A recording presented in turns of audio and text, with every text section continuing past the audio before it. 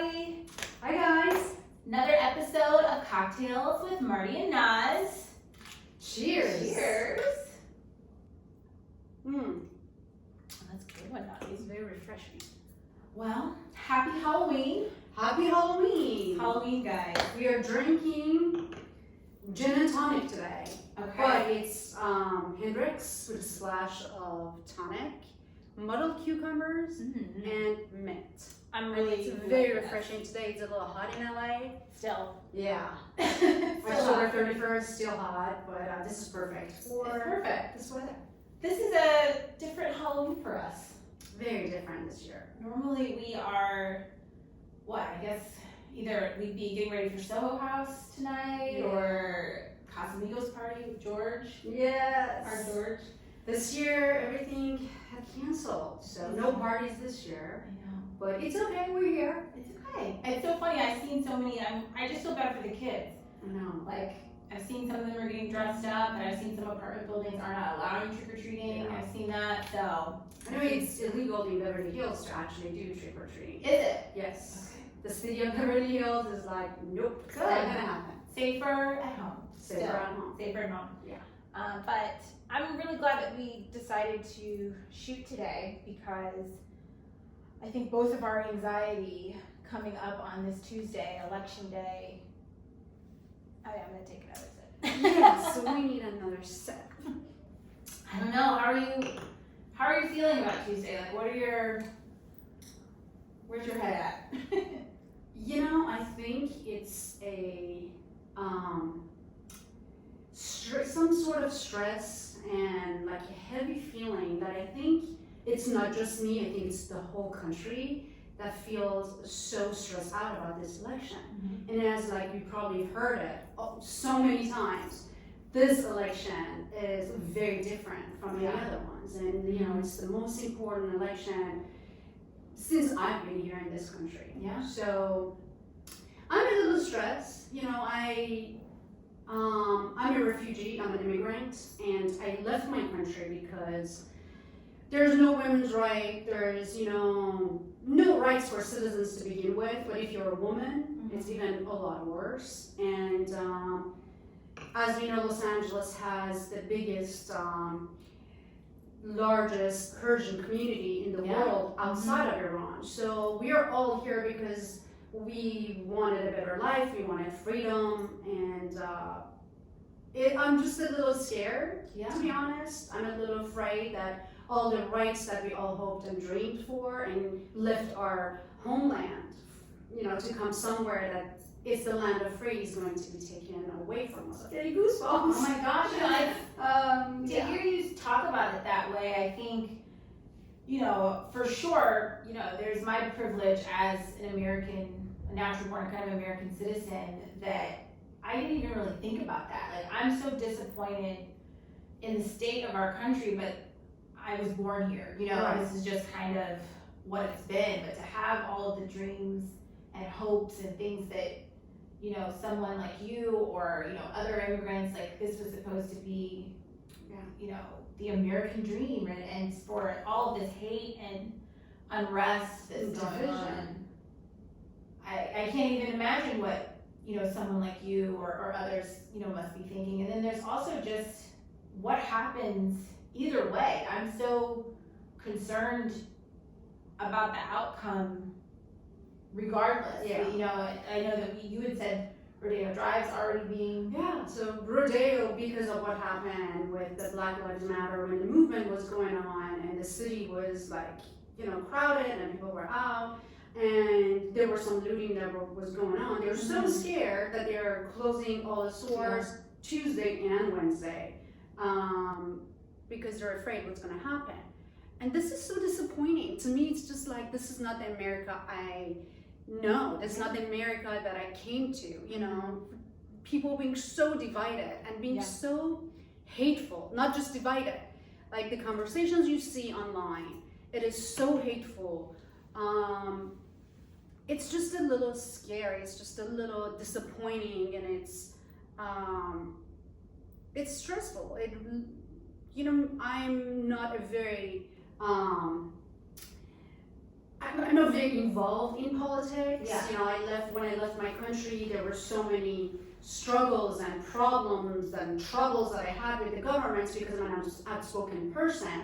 And I'm not just, you know, someone to just accept what you tell me to do. I need logic, I need explanation. So I got in a lot of trouble back home with the government and not, you know, accepting the policies and how women were treated. So to me, it's just a little, I don't know, it's unsettling to see how people are at each other's throats and how everybody's just, you know, on edge.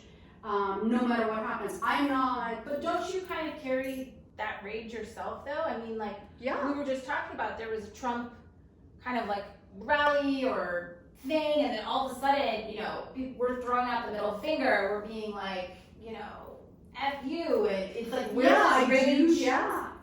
I do find myself actually being angry and like, you know, for me, it's definitely not the Republican or Democrat. I'm not like claiming, oh, I'm with this party and whatever they say, except or with that party. To me, I just want decency. I want somebody that has a little bit of a moral and decency, and I would love to hear him speak. You know, when Barack Obama, love him or not, I don't care, but when he spoke, he was presidential, and I was so proud to say, that is my president. I just want you know, I never heard this man disrespect women, you know, disabled. He was just, you know, just somebody that has a little bit of a better person. I just want a better person to lead this country with better policies. And, you know, with the new Supreme Court judge, things got even more scary. For someone like me who's so concerned about women's rights and I'm fighting for it every day, you know, for somebody to come and take your rights, if, you know, you're raped and you need to get abortion, you have no choice. For somebody to, and you know how I feel about religion, and she's a very religious person, and my concern is she will bring religion to her politics and her policies, and that scares me a lot. And I'm actually curious what you think. Well, first to talk, you know, about religion, I feel like there's so many of these far-right groups that tout religion as the reason for their behavior, and that's not, you know, as someone that is a Christian, that's not what religion or Christianity is about. It's about 100%. love, it's about forgiveness, it's about acceptance. There is no judgment. You know, I have no place to judge you ever. So, you know, the way that they kind of twist and manipulate that faith and let that be kind of the forefront is really frustrating, because it puts other Christians in a really just bad light that we think that way too, and that's not the core of Christianity, you know, or religion. And so they kind of put that at the front, and it really just puts a bad light as, you know, someone like yourself who isn't religious, you're thinking, no way do I want to be, you know, a Christian or that, if that's how they're acting, you know. And so she, though, oh my Lord, Judge Barrett, I can't even.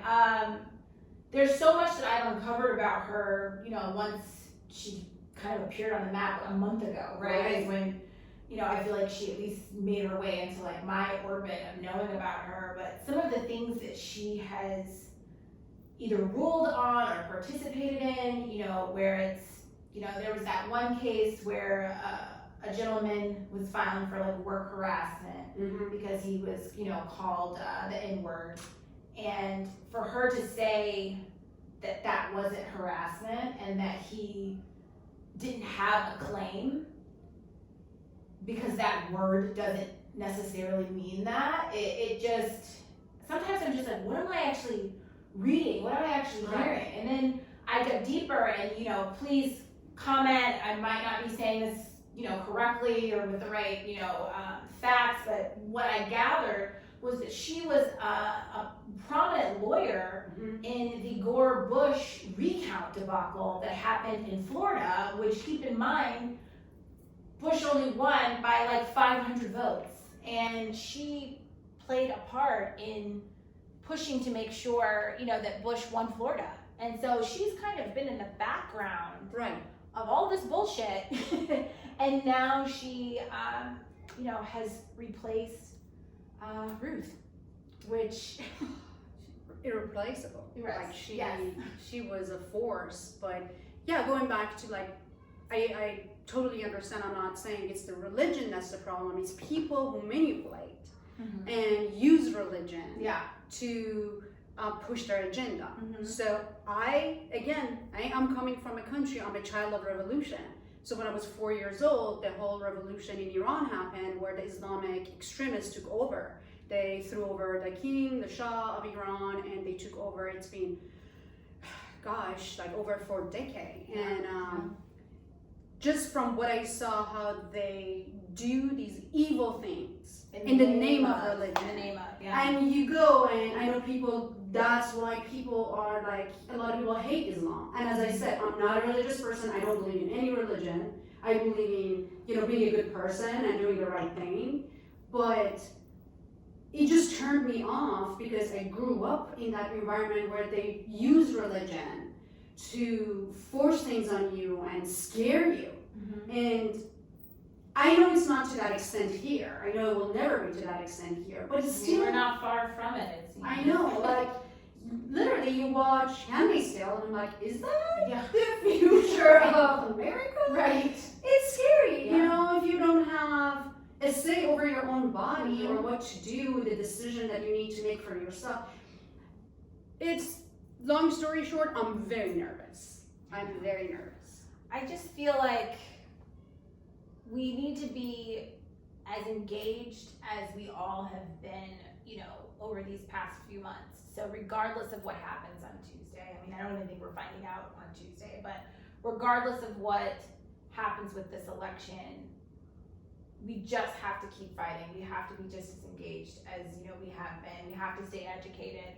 We have to keep just trying to share, regardless, I think. Yeah, it is, and I'm not saying, I'm just worried about me as an immigrant, or I'm just worried about me as a woman. I'm worried about my friends, my black friends, who I just heard one of my friends, she's a black woman, she said, I'm scared for my life. And that just made me so sad, so angry. Why should she feel scared in a country she was born and raised and, contributed to this society in such a positive way? Why should she be scared? It breaks my heart to hear people are just so afraid. This is not the America that was the dream, for everyone. It's not the America that was the dream. And then, for Black Americans, a lot of, none of this is really new.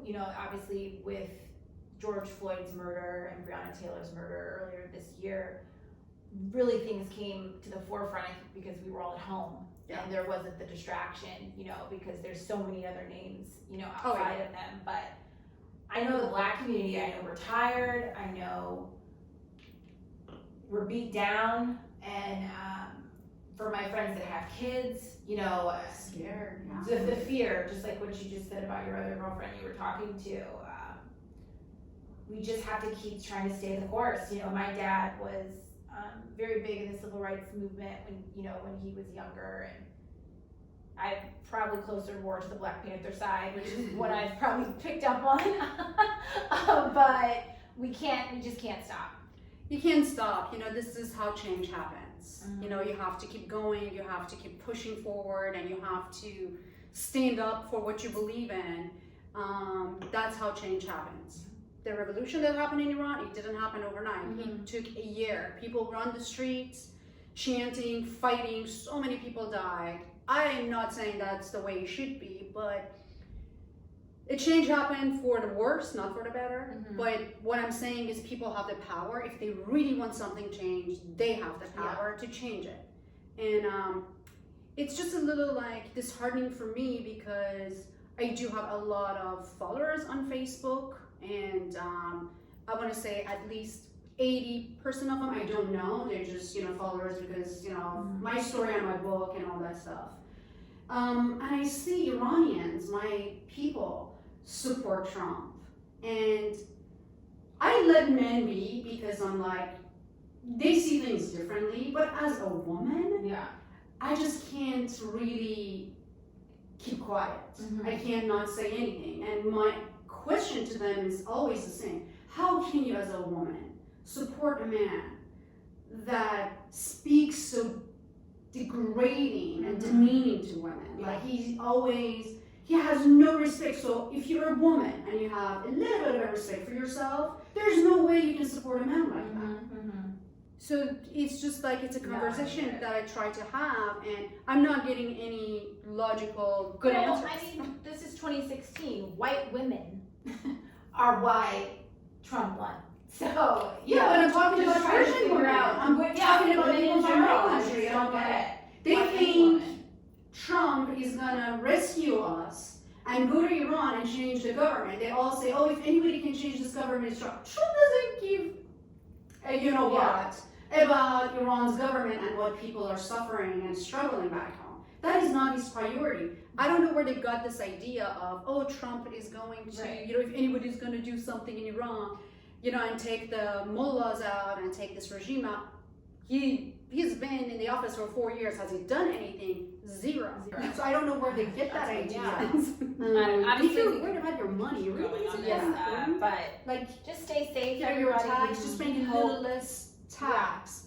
Which that is, Go if vote, I'm not please. wrong. I mean, I'm this is voting gonna right air. now. Yeah, Yeah, this is make gonna it air Trump. after Tuesday, but I hope you did the right I thing know. and thought about not just your future and your children's and your Obviously, we grandchildren's keep future. going on Yeah. this, We have to but do something, and we just have stay to. safe, everybody. Keep hope.